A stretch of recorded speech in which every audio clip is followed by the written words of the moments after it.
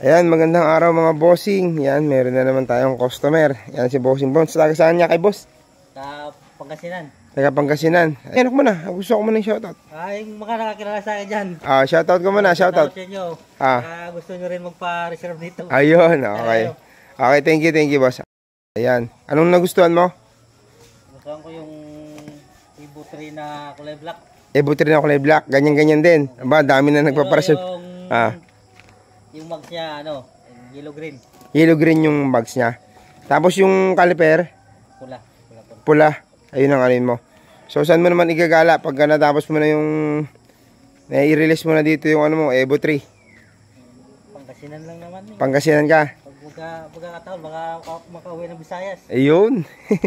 Sigurado yan. Siyempre, pagka magbabakasyon ka, pwede mo nang dalhin yan doon.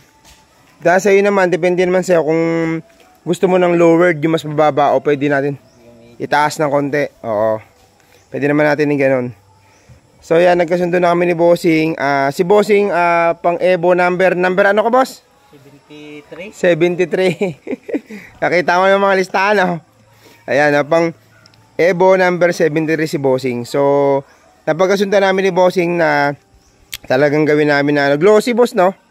Glossy rin yung black mo, no? Kasi yan. Ayan na, okay na kami ni Bossing. Boss, okay na tayo dyan, boss? Okay na. Okay na, boss. Salamat sa pagpunta, boss. Okay, sige.